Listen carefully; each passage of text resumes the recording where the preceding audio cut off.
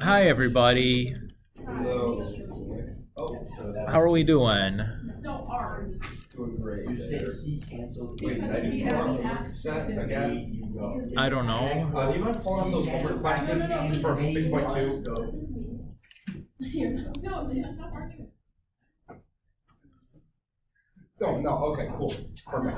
I think you saw 6.3 stuff for a second. Yeah, I saw it. Okay, I thought that was 6.2, and I'm like, holy, because I've done that before. I've done the wrong sections of homework questions on like the wrong side. Yeah. Feels like a very Blake move.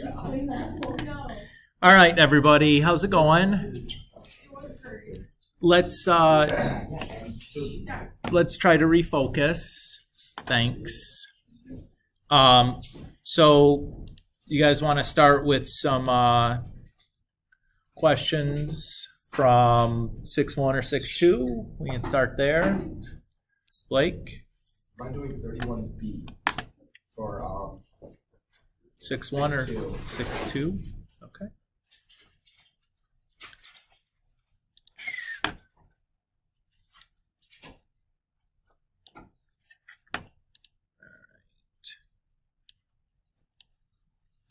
So it says, set up the integral for the volume of the solid obtained by rotating the region bounded by the given curves and about the specified line. Then use your calculator to evaluate the integral correct to 5 decimal places. Okay. So I'm going to start just by generating a graph so we have something to look at. Typically makes it a lot easier to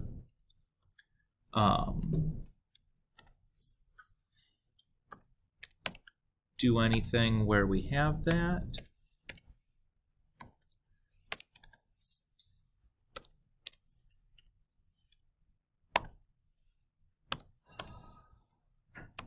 Okay, and we're looking at that.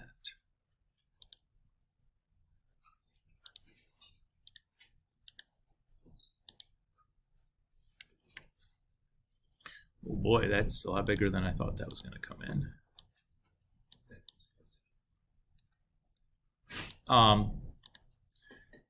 If you're interested, also the program that I'm using here is called Graphmatica to generate these images. It's a free download. So that's our region bounded by the curves. They're highlighted in blue. We're going to be rotating about that line. So the three-dimensional shape I'm going to get is going to have like a hole at one end, the same size hole at the other end, but it's going to be like bulging there in the middle, right? It's going to be like a pipe that gets the pipe part of it is the same diameter the whole way through, but like it bulges or whatever in the middle. You kind of see that? Okay. Hello. Thanks, Luke. This is for Mia.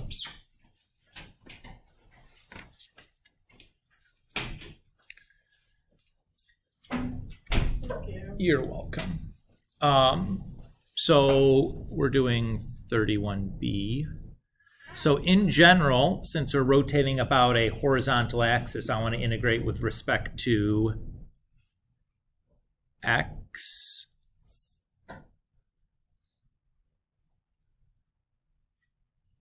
So if we rotate about a vertical axis, we typically integrate with respect to Y. My bounds of integration should obviously be -1 to +1. And now I just need to talk about my cross-sectional area. So if I think about this, hopefully that's easy to see. That's going to be a washer because there's a hole in the middle. Yep. So if I think about what I'm going to have here is this is going to be like my inner radius. And then this one would be like my outer radius. Wait. since the axis that I'm spinning along is y equals 1, right? The inside part of the region will be the inner circle, and the function itself is going to be the outer circle. Is that okay? Do you mind just going back to the question for a second? Mm-hmm. Yeah, that makes sense. Okay. So my washer is going to be pi times my outer radius, which is squared, which is e to the negative x squared, minus my inner radius, which is how long it, oh, that's not quite right. So my outer radius is going to be like this part is like the y coordinate for my function, and then this part is 1, right? Yes. So it'll be like 1 plus e to the negative x squared squared. And then my inner radius is just 1.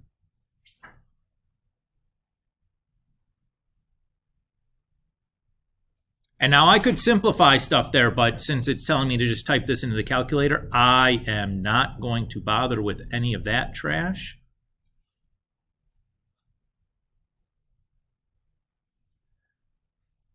I'm just going to type that Bad Mama Jam into my calculator and be done with it. Is that okay with everybody? Since this is a standalone problem, that I'm not doing anything else with this, and I didn't type anything into my calculator because I typed the graphs into Graphmatica or whatever. I'm just going to do this by typing the function in directly. Oops.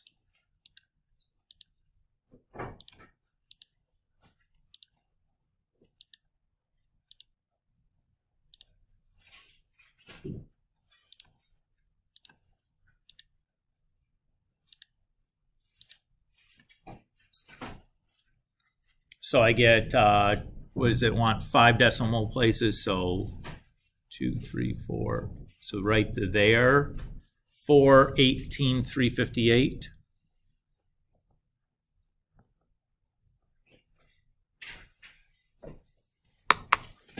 That match the back of the book? I don't remember. I didn't write it down, to be honest. Oh, that's okay. But that sounds about right. Let's go check real quick, right? I have answers for odds, chapter 6. This is 6-2. 31B is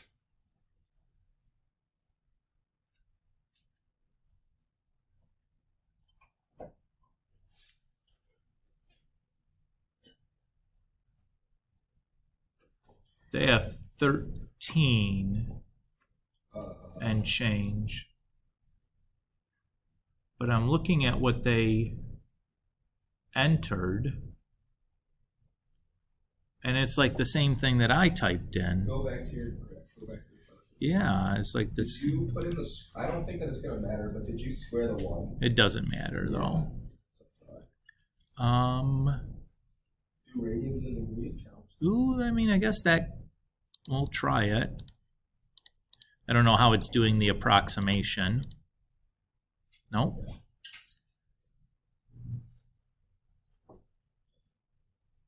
Because that would be the same integral. I don't know why that didn't output the right value. Maybe the back of the book's number is just wrong. Oh my goodness. Oh my goodness, Blake. Look. Oops. Forgot to put the pi there. Oh, shoot. So if I times that by pi, I'm going to get exactly that 13 number that I was looking for. Yep. There you go. I'll just do that. Now it's the right number. I'll just put a pi at the end. It obviously doesn't match the back of the book, but that's a on my fault, on my part.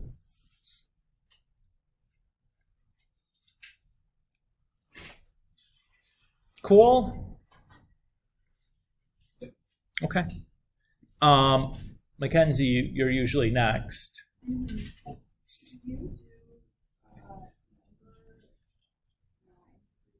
9 from 6-2. Okay. More or less, the people that have been in 6-1 for a minute, that's gone pretty well. Mostly? Okay. Just asking, you know. All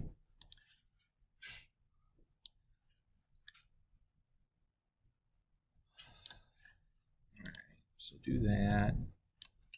Make that a little bigger. Zoom back in. We're looking at number 9. So let's go ahead and start by generating ourselves a graph. And Mackenzie, you're good with me just using the technology to get this? Yeah. Okay. If you want to see it done by hand or anything, holler at me and we can do that. But in general, I'm gonna just use the graph or use some software or whatever to generate my graph, just to speed up the process.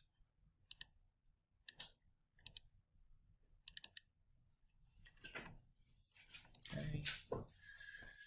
Do that.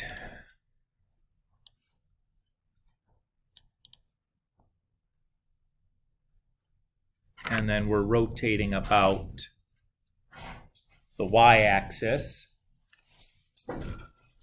So again, we're concerned about that little region in there, rotating about the y-axis. So I'm going to be integrating with respect to y, since it's a vertical axis that I'm rotating about. I'm going to integrate with respect to y. So what are going to be the bounds of my integration? Well, it appears to be like 0 to 2 from the picture. Let's just kind of confirm that. The way that I'll do that is I'm going to solve for y by plugging the two equations equal to each other to find their intersections. So I get 0 and 2, matching what I saw up there. Okay with that, Mackenzie? Yeah. Okay. What shape is this thing going to be when I do the rotation? Yeah, okay, so the cross section is going to be a washer. The thing's going to look kind of like a funnel where like the inside is kind of flat and then the outside is kind of like bulging or whatever. We're going about the y. Oh, the y-axis. Yeah, sorry. So thank you. So it'll be a funnel like this, and then the inside curve is, or the inside is curved, and then the outside is like a cone. Cool. So again, my A of x is a washer. So if we're rotating from the y-axis, my inner radius is to the first function, and my outer radius would be to the linear function. So I need to, that distance there is going to be the same as the x for that coordinate. So for number 9, I know that the x is y squared. And then for the other one, I know that my x is 2y.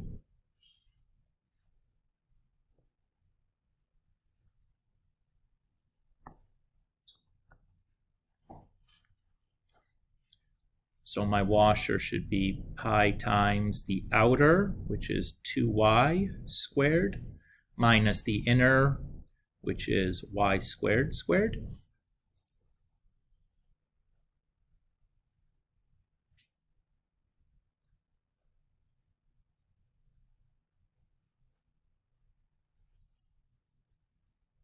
So that's going to be 4y squared minus y to the fourth. Well, it's like, this is like r outer squared, and this is like r inner squared. Right, because it's because it's a circle, right? Yeah. It's pi r squared minus pi r squared. So that's why this squared squared. Cool? Cool. All right, so we'll put the stuff in then.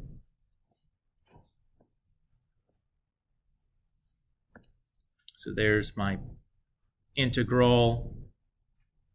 Go ahead and do our antiderivatives. So that's going to be 4y to the third over 3 minus y to the fifth over 5, evaluated from 0 to 2. Let's see, 2 to the third is 8 times 4 is 32. 2 to the fifth is 32 over 5, and then when we plug the zeros in, we just get minus 0. So 3/5 minus 1, or I'm sorry, 1/5 minus, I'm sorry, 1/3 minus 1/5 is 2/15, and then times 32, so that'd be 64/15. And then I have my pi still.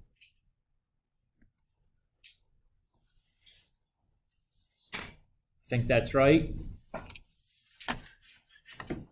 Did that match what you're supposed to get, Mackenzie? That felt pretty good, doing it. Let's check real quick. 6(2), number 9, 64 pi over 15. Bingo!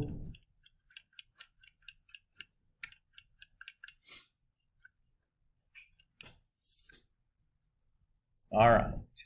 Do we feeling better on 6(2)? I think taking the day yesterday and doing a bunch of examples should have really helped. But I think we're going to move on and talk about 6(3). After we do 6(3), we'll do another day where we'll do the part 2 of the 6(3) homework, which is like, here's a bunch of volume problems. Now you have to decide whether you should do shells or washers or discs or, you know, something else. So it's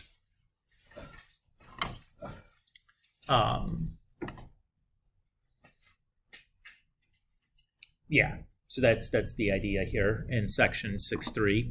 We're going to come up with another method for calculating the volume of a figure. So sometimes the disk method makes the problem really difficult. So we're going to build a new method today called the shell method. So this is the idea of, like, you know how you have those like Russian nesting dolls? The shell method is kind of that idea. We're going to like calculate the volume of like a shell around it and just kind of like peel the shells off and add up the volume of all those shells to get the volume of the figure.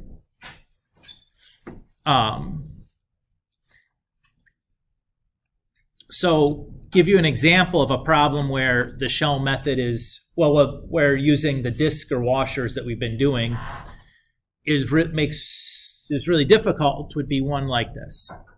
So let's say we want to find the volume of the solid obtained by rotating about the y-axis, the region bounded by y equals 2x squared minus x cubed and y equals 0. So this is the region, and we're going to be rotating it about the y-axis.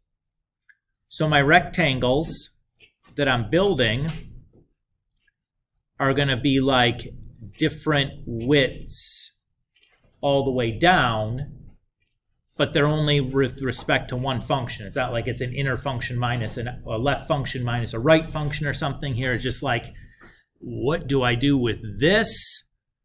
Oh boy.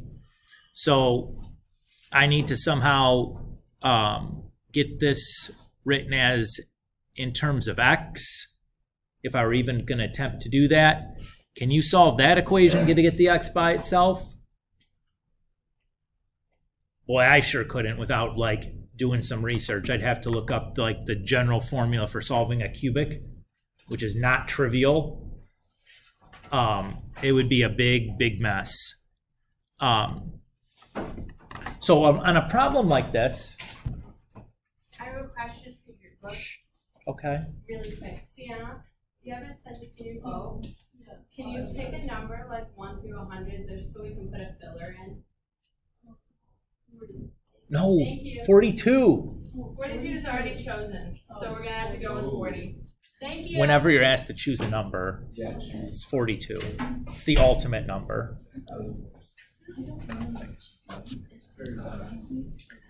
One person gets it, I'm glad. Yay! Fellow nerds unite. All right.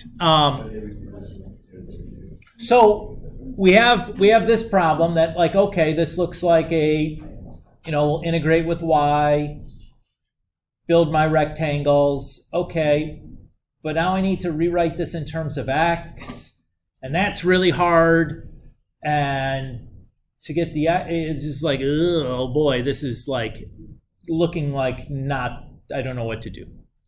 On a problem like this, we're going to just develop a new method. So what if instead of like slicing, taking these slices of cross sections that are like perpendicular to the base or parallel to the base, we instead use like a bunch of cylindrical shells. So like my shell, each shell is going to kind of look like a cylinder with a hole down the middle. And we're just going to like plug a bunch of these cylindrical shells together to kind of do the volume. So the volume of a shell like this is going to be like the volume of the outer cylinder minus the empty cylinder in the middle. So let's say that the outer cylinder has radius R2 and the inner cylinder has radius R1. So that's going to be like pi R2 squared h minus pi R1 squared h. So I can factor the pi and the h out, and I just have this R2 squared minus R1 squared. That's a difference of two squares, so I can factor that a little bit. And do a little bit of light rearranging here, and I can rewrite it as this. What is R2 plus R1 over 2?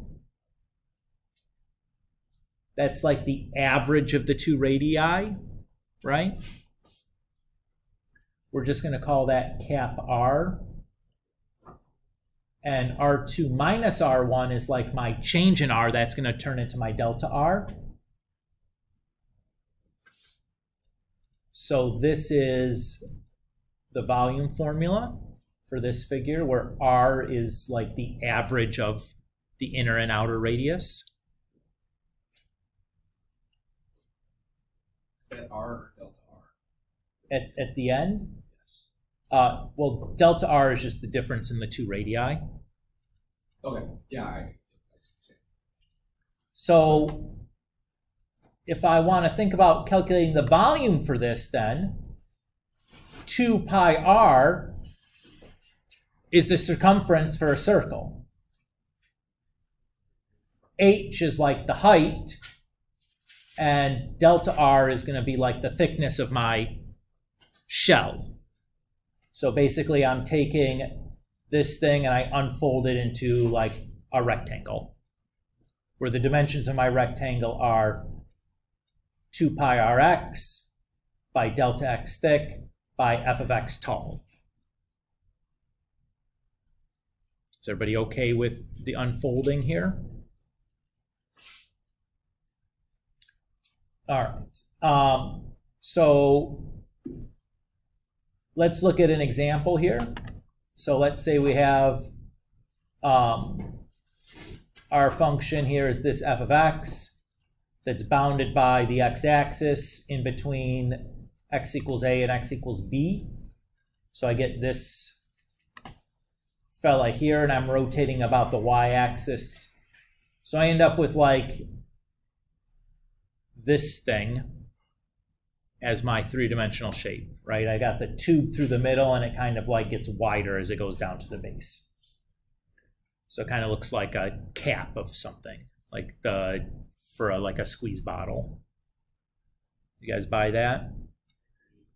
Okay. So what we're going to do is we're going to build these shells to approximate this volume. So we'll have like, so this is an image of what you're doing. And if we pick those shells to be infinitely thin, we end up getting an integral, right? So the integral we're doing is 2 pi x times f of x dx. That is our shell formula. So that's what we're going to be using to kind of construct our integrals to do these volume problems if we're going to use shells.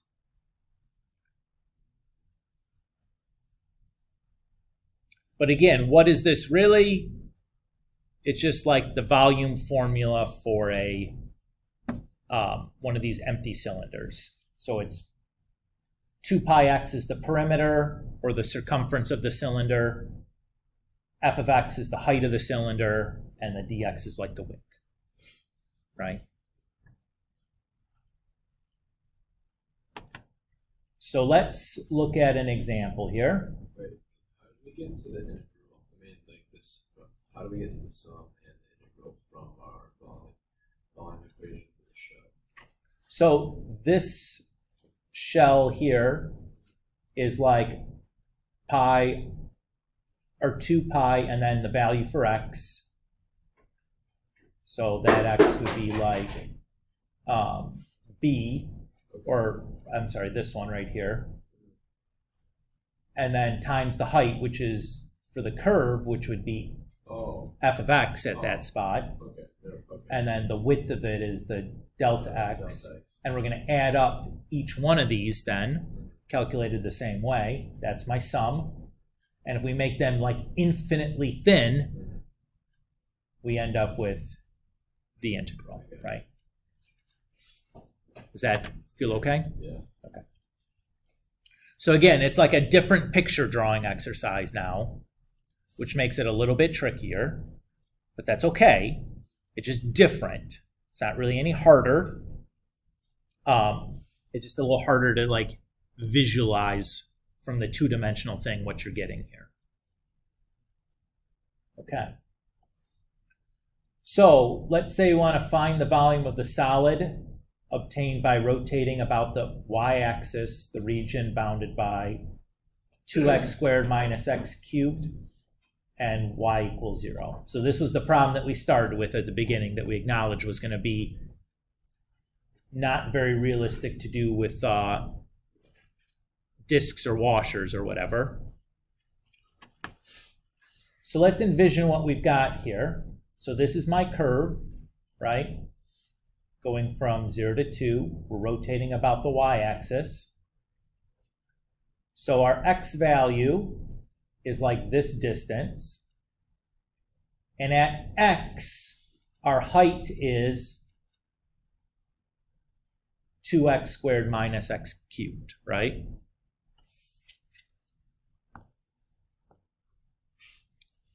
Because this, oops, stop. Because this point right here is like x comma y, or x comma 2x squared minus x cubed, because that is the y coordinate, right? The height there at that specific x. So we're going to be integrating. Since it's a vertical axis we're rotating about, it's going to be with respect to x.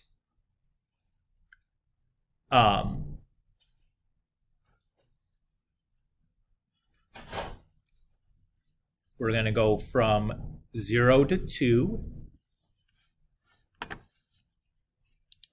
And then we have 2 pi x times our f of x. What about the y? Our bounds are still the x values.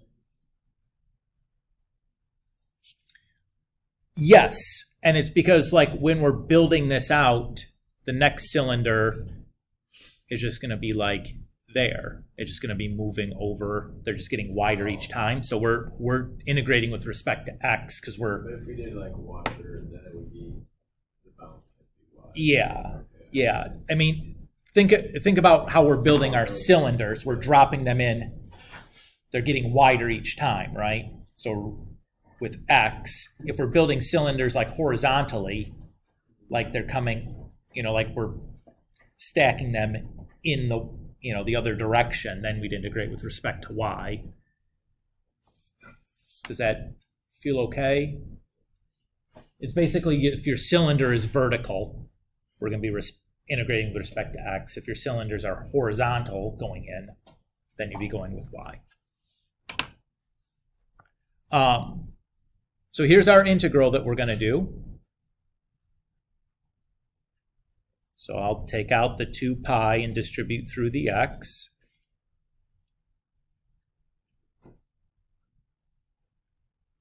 That's an easy antiderivative now.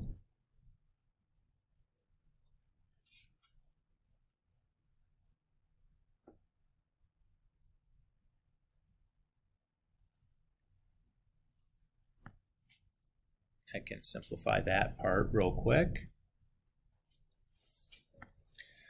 So if I plug in 2 to the 4th is 16, and 16 divided by 2 is 8. And 2 to the 5th is 32. And then we still have, I guess we have the minus zeros, whatever. So that's 40 over 5 minus 32 over 5 is 8 over 5 times 2 pi is 16 pi over 5.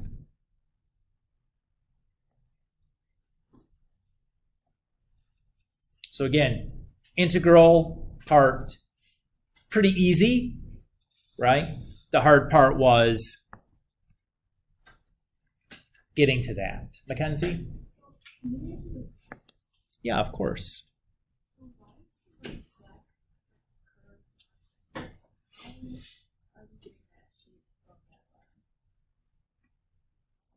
The black, are you talking about how am I getting the cylinder? Yeah. Okay. So if I rotate that black curve about the y-axis, I'm going to get something that has like a hole in the top, right? It's going to kind of go down like this, and then it'll also get like wider out here or something. So what I'm doing is I'm just kind of like building these cylinders that are going to like fill this piece up. So like I have a cylinder here, and then I have like the cylinder here, and I have the cylinder here, and I'm just kind of like stacking those one inside of another to fill the space, right? Like the middle of that cylinder is empty. It's just it's like an empty cylinder. It's just a ring, just a shell. Do you see that now? So what you're doing is you just take your curve in two-dimensional space, just assign an x value anywhere, you know, so like, or pick a point on that curve anywhere because you're integrating along the curve. And then you're just, x is the distance, and then the height is the function, right? We'll do some more examples. Again, this one I think is harder to visualize what's going on because it's hard to like draw these shells and think about these shells in three-dimensional space. Like I struggle to do that. But the formula is very straightforward. which is the nice part. Blake? So, can you explain to me why you have the interval for the integral to be 0 to 2 and not like negative 2 to 2?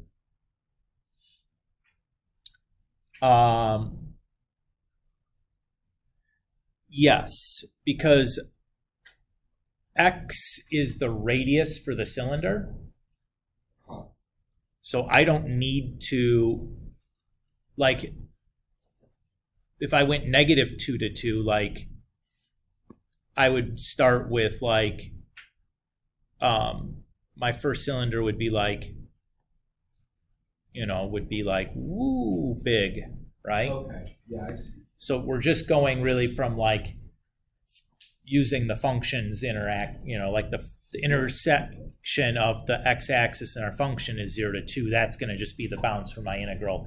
Even though it's rotating around and there's a half on the other side, that's okay because it's covered by the cylinder, because the cylinder is like centered at the origin. So when I calculate the volume for that cylinder, it's getting both sides of our axis of rotation. Okay. Does that? Okay. All right.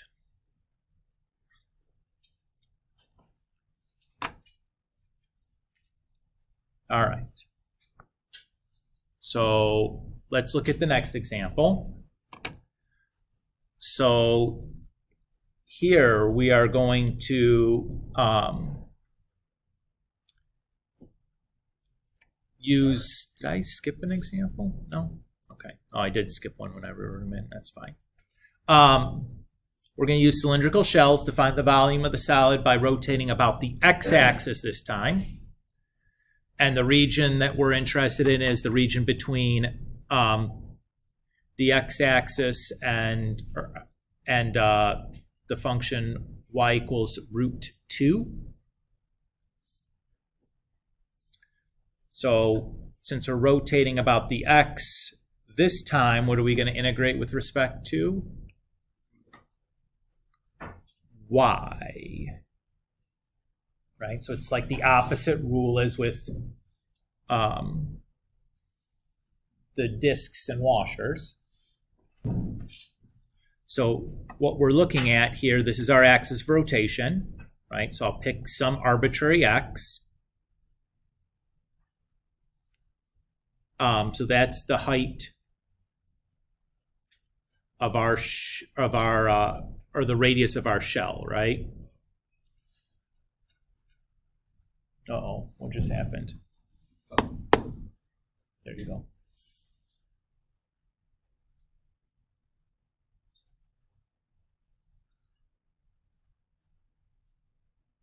So the y coordinate here was square root x, right? But we don't want this in terms of x's because we're integrating with respect to y. So I know that if I take this, y squared is equal to x. So this could be the coordinate y squared comma y.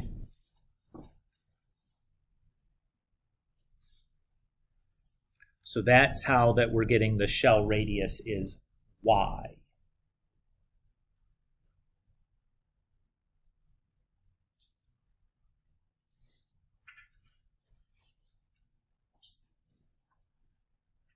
Is that okay there?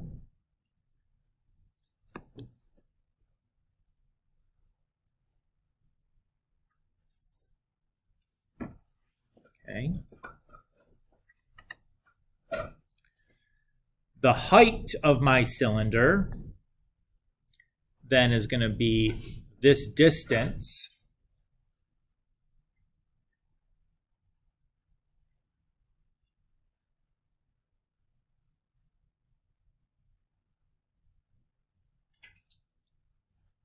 so that distance from here to here is 1. This distance from here to here is x. So this is going to be like 1 minus x, and we know the x coordinate is y squared. Since we need to integrate with respect to y, I have to rewrite everything in terms of y's. That's how we got the 1 minus y squared.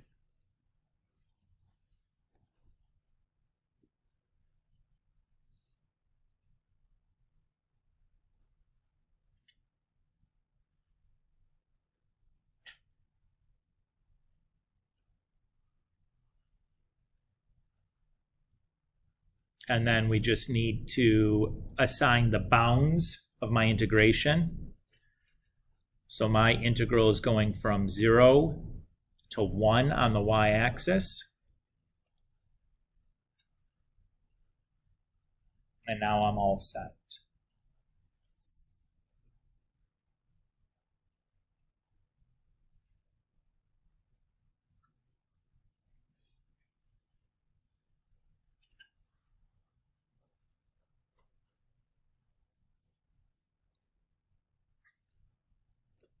So just to be clear, what is this shape kind of looking like in 3 dimensions? Yeah, it's like a hemisphere, right? It's like a dome like this, right? So our first cylinder we're building is like this one.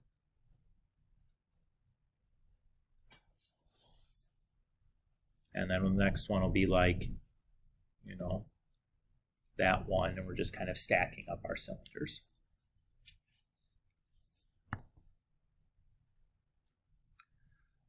Okay, so let's go ahead and integrate this. I'm going to pull the 2 pi to the front and distribute the y through. That antiderivative, those antiderivatives are easy to do. Y squared over y minus y to the 4th over 4. And then we're integrating from 0 to 1. So I end up with 1/2 minus 1/4 minus 0, or 2 pi over 2, or just pi.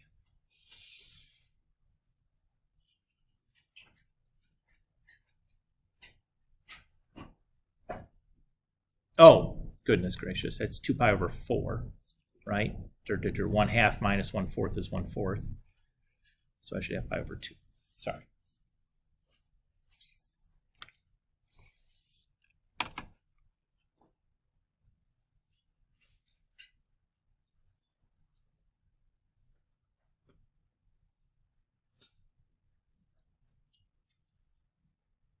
All right. Let's do this one. Notice I'm not drawing the picture in and already giving all the hints away, so we're going to do all of that part ourselves. Okay? So we want to find the volume of the solid obtained by rotating the region bounded by y equals x minus x squared, y equals 0, and the line x equals 2. So let's go ahead and generate a graph for that. This would be something that's pretty realistic to do by hand if you wanted to. Right? Because y equals x minus x squared is going to be what? What's that going to look like? Parabola that opens down. What are the x-intercepts on that parabola?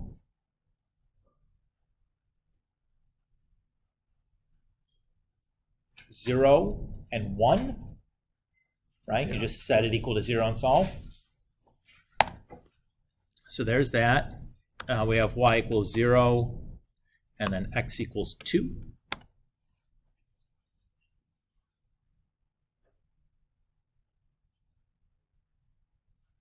Okay.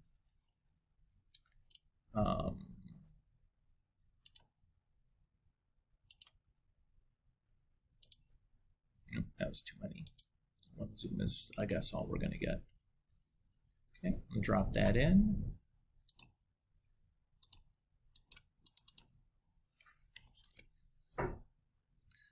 Boy.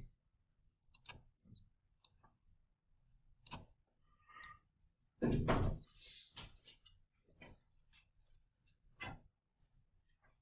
on, you stupid thing.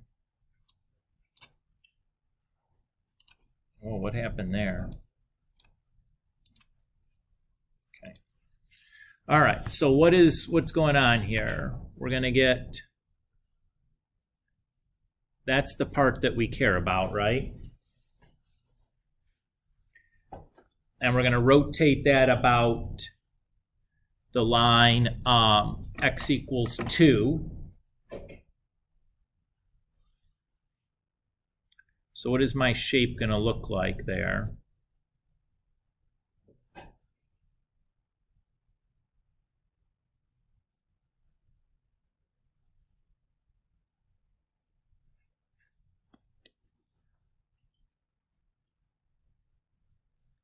I think it's going to kind of look like that.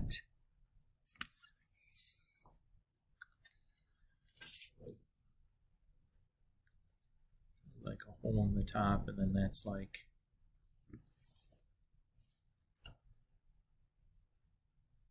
something like that.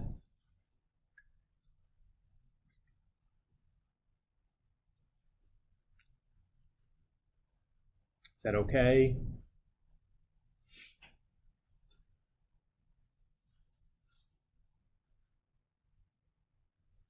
Okay.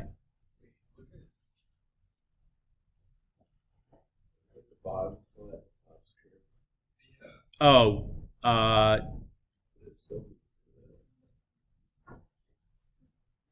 yeah, I don't know, whatever. It's got a hole in the middle. It's hard, right? Visualizing that in your 3 dimensions in your head. I give up. Good thing is that we don't really need it, right?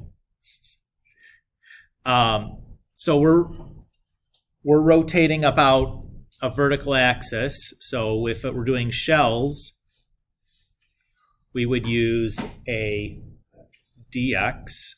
Good. Okay.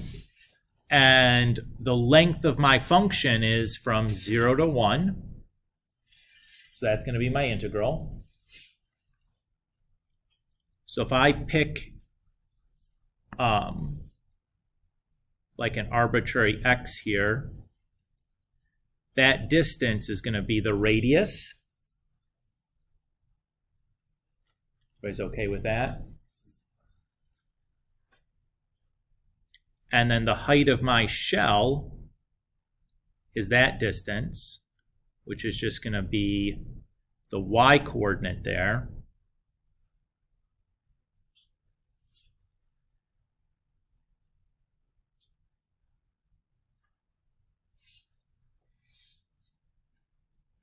Okay with that? So what is the radius going to equal then?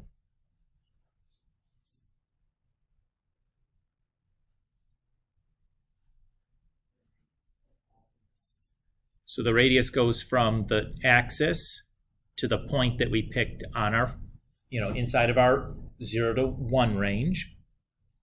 That whole strip there in orange is the radius.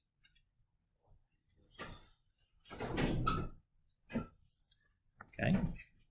How far is this? 2. How far is that? X. So what is R going to be then? 2 minus x. Does that feel okay now?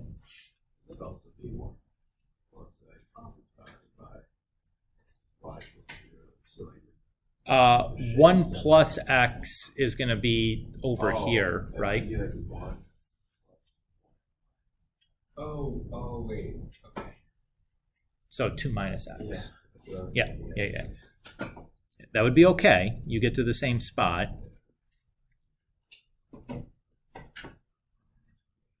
Oops. I'll put the 2 pi out front.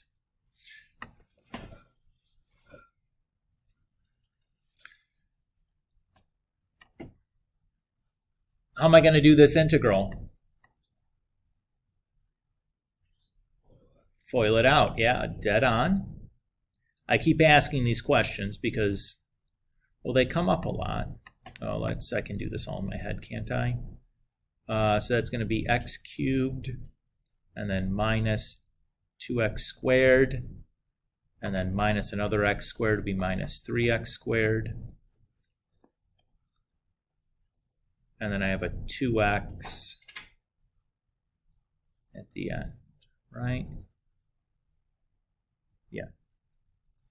And then antiderivatives on this is easy, so x to the 4th over 4 minus x cubed plus x squared from 0 to 1.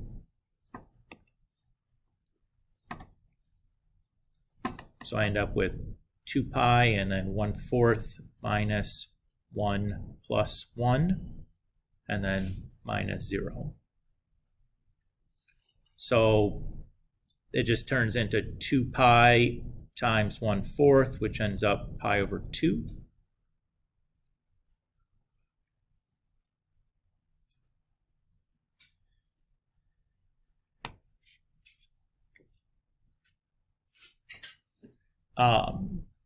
So that's good for today. I think this is a good stopping point. We're going to do part 2, or at least going to work on this in class next time.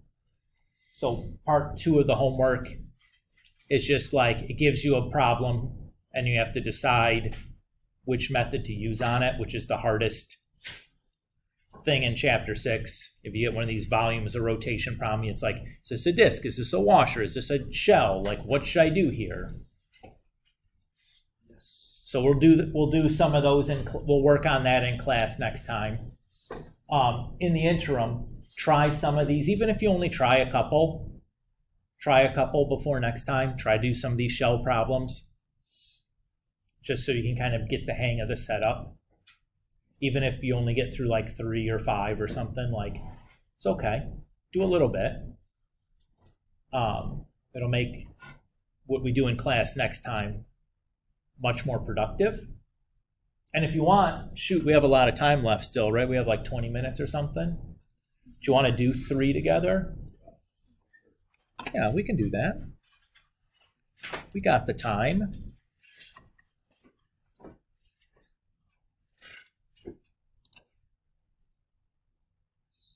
And maybe we'll do another one past 3, depends on how much time it takes. But for these questions, we know that we should use. Well, it tells the directions say use shells Look at that. to find the volume, blah, blah, blah, blah, blah. Wow. So, yeah. Now, I will give you a AP secret, is that I don't think that shells is inside the AP syllabus. So I think every AP question is going to be a disc washer problem. Or some other, like, you know, maybe triangle or whatever. Like we did a triangle example. But I don't think they're going to be sneaky in that way. All right. Let's start by generating a graph here for number 3, right? I'll do that first.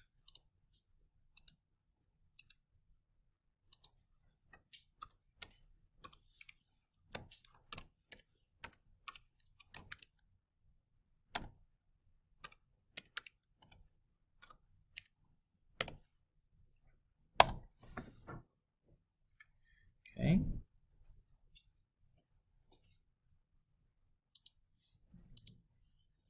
Zoom in a couple there. That'll give me some more space to draw.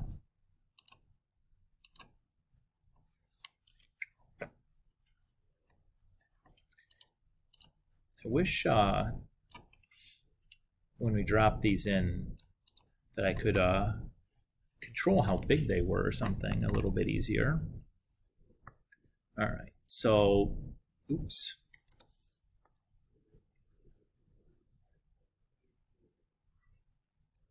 That's the region. And we're rotating about the y-axis per the directions.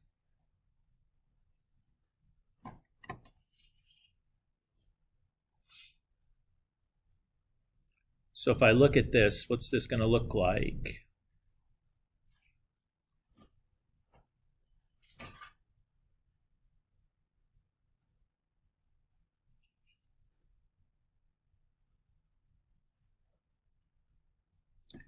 Right? It's going to look something like that.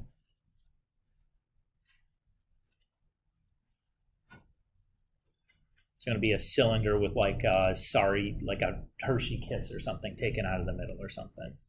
It's kind of what that looks like to me. Okay. So we'll integrate with respect to which variable? X. Okay. And our bounds of integration for this should be 0 to 1. Okay. So my axis of rotation is the y-axis. So if I pick like an arbitrary x here, that's my radius, right? So my radius is just x. Everybody feel good there? And the height of my shell then is this, which should just be the y-coordinate, which is, what was it? It was like the cube root x. Thank you.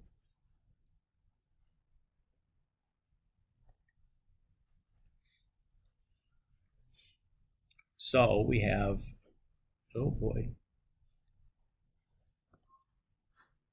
2 pi x times, well, we'll write it as x to the 1/3.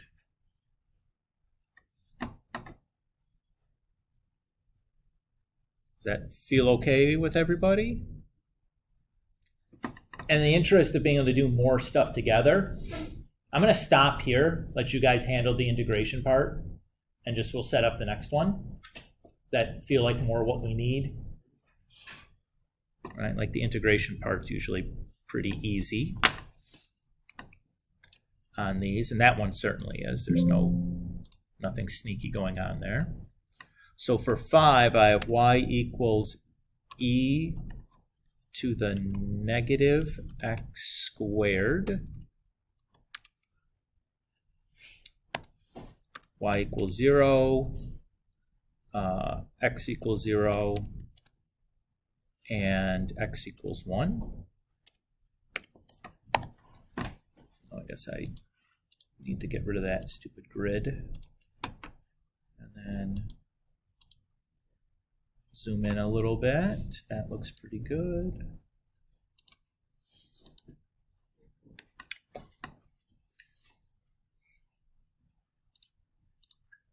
Shrink that down to an appropriate size. All right.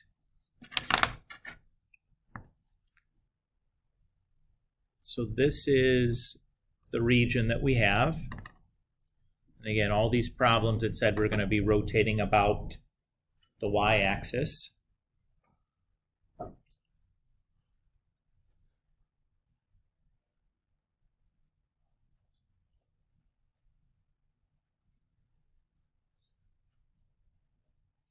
So what's this thing going to look like?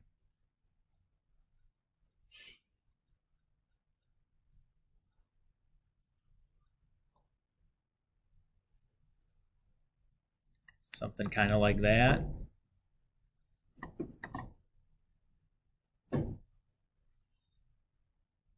With my limited art skills. Okay. So again, dx, since we're rotating about y, the bounds of integration go from 0 to 1. So if we go ahead and we pick some x value here, that's the radius. So the radius is x. This is the height. So that's just going to be y. In this case, the y was e to the negative x squared. That's everything we need. So we have 2 pi x times e to the negative x squared. Now, as a side, what am I going to need to use to do this integral? I'm going to have to do a u sub because of the negative x squared in the exponent. Excellent.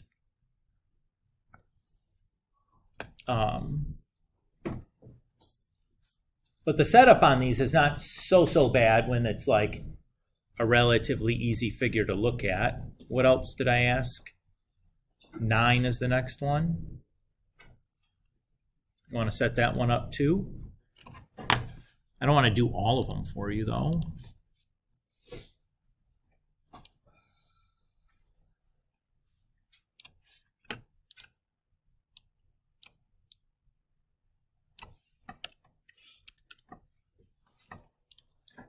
We'll start by generating a picture.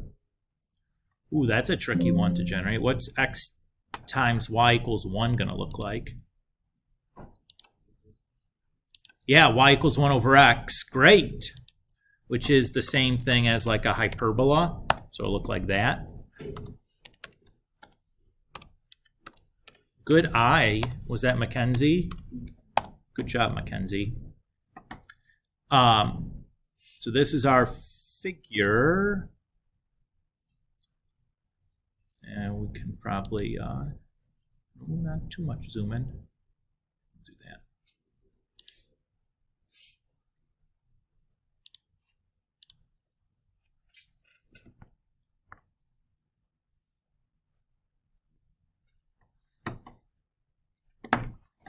Come on now, you stupid machine.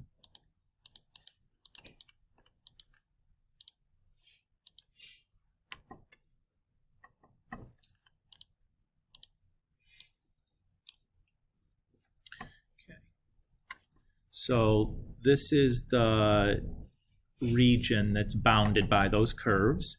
And this time we're rotating about the x-axis. So we know since we're rotating about the x-axis, we're integrating with respect to y. And my bounds of integration should be from 1 to 3. Okay. So,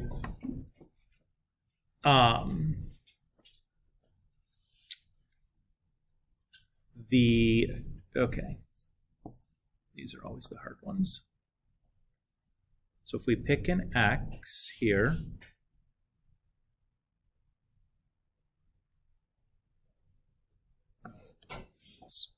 so we pick a y.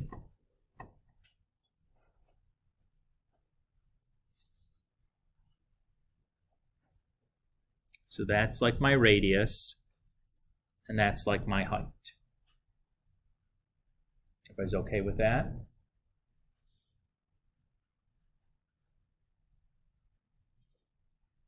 Okay.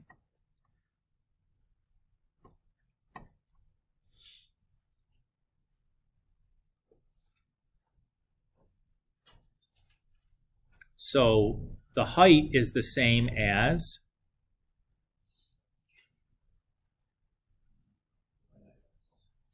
the x, right? So the x is 1 over y.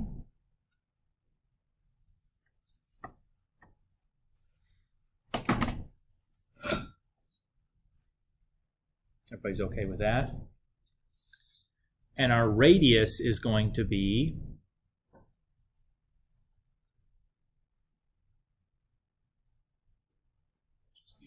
just y, right?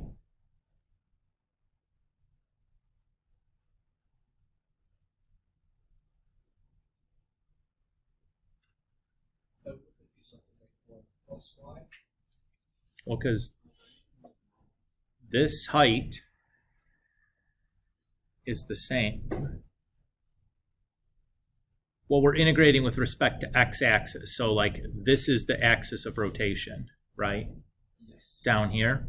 So that's where the radius is going to start from. You know what I mean? That's true. Right? So just because we have a hole in the middle of our figure is fine. That doesn't change our radius.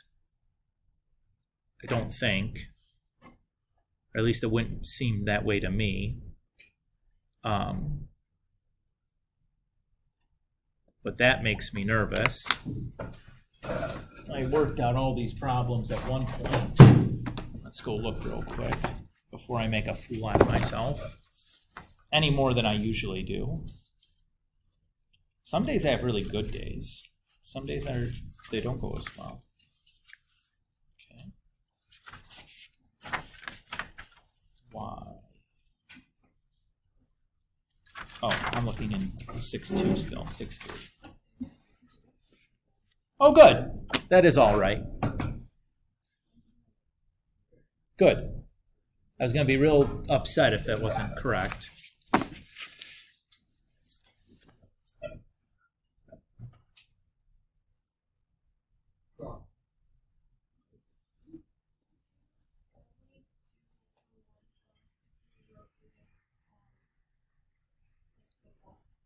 Right, so if your axis of rotation is like x equals 5 or y equals 7, then yes, you're going to have, there'll be some adjustment to your radius then.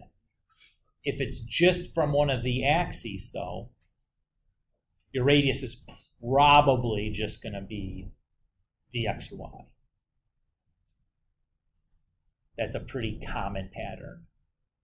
I don't want to say every time because I haven't thought about it hard enough to come up. They could probably come up with something that's might violate that, but it'd be weird. You'd have to try pretty hard. And I'm not really at 8:57 on a Thursday, or it feels like I've gotten like 10 hours of sleep this week. I don't think I can do it.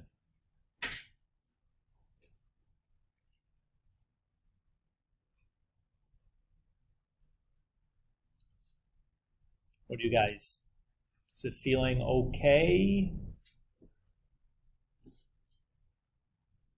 We just did a big chunk of the homework though together, right? Like that's 3 problems. Yes, you have to go back and finish them, but like we did the hardest part, which was the setups. Typically in my experience, this is where students struggle. The algebraic pieces, the symbolic pieces, at this point, we usually have pretty good intuition and know what to do. It's like when you start like, okay, I have to like generate my own graph and think about what this looks like in 3 dimensions and like where everything is and yada, yada, yada, is usually the hardest.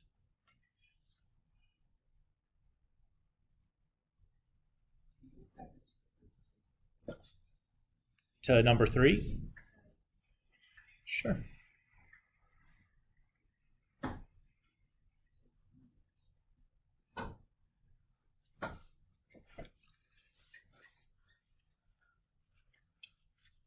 Oh. It's weird. Why does water expire? Everything has to have. I think expiration dates in general are just a bunch of nonsense. Like everything is still fine. Yeah. I don't know. Yeah, that's genius. Yeah, it probably is.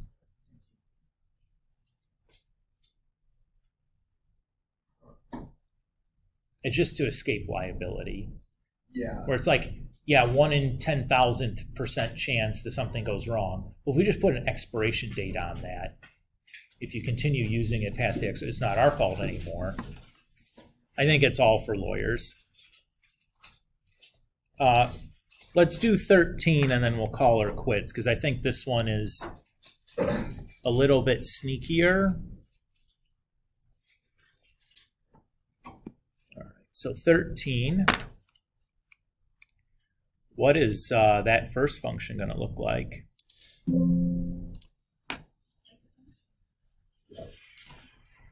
It's not so bad.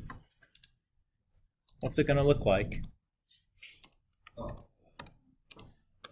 It's a parabola. Which way is it facing? Opening to the right. Good. Don't forget the +1. Oh, did I forget the +1 on it? I sure did. Thanks, Blake.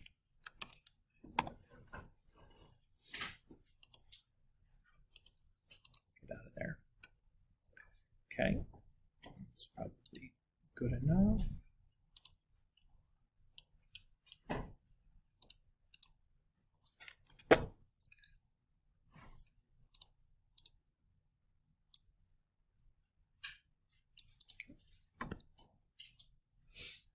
All right. So again, we're rotating about the x, so we know it's a dy. We have to find these values here.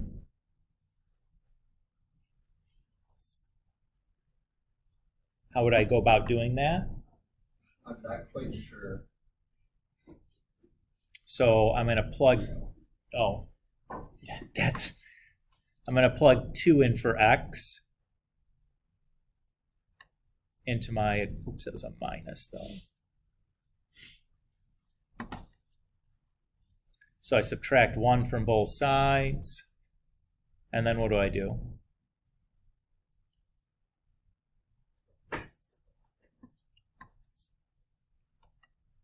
Square root both sides, right? Don't FOIL that out. It's already in a nice form for us. So I have add positive 1 plus 2 is 3, negative 1 plus 2 is 1. So that feels okay.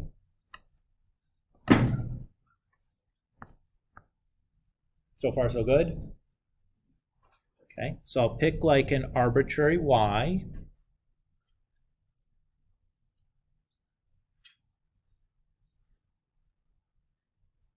So this side is my radius, and that side is my height.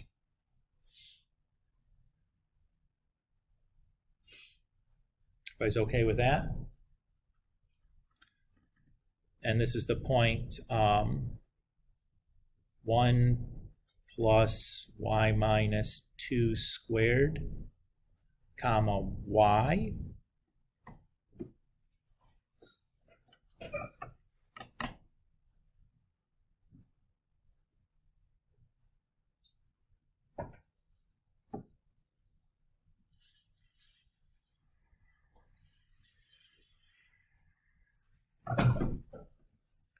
So my radius, that's easy. What's the radius?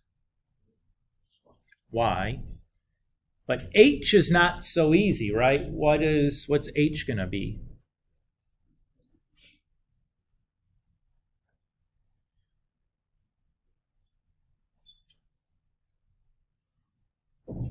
Oh my goodness.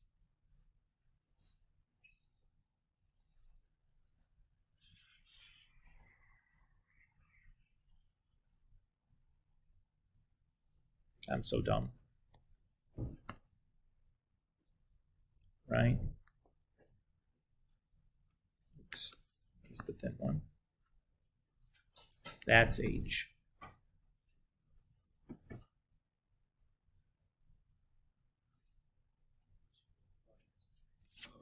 Yeah, very good. 2 minus x, and in this case the x is 1 plus y minus 2 squared.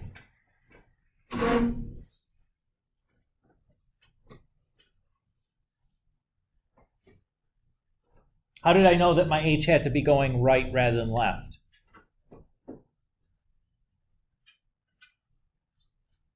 Because it's in the shaded part.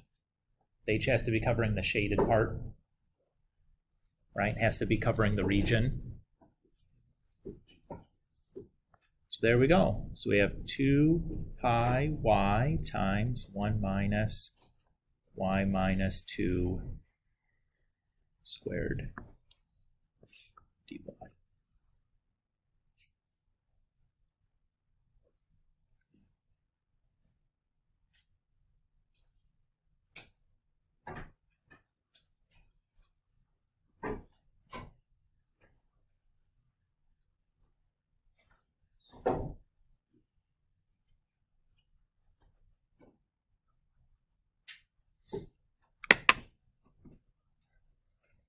Okay, we'll stop here.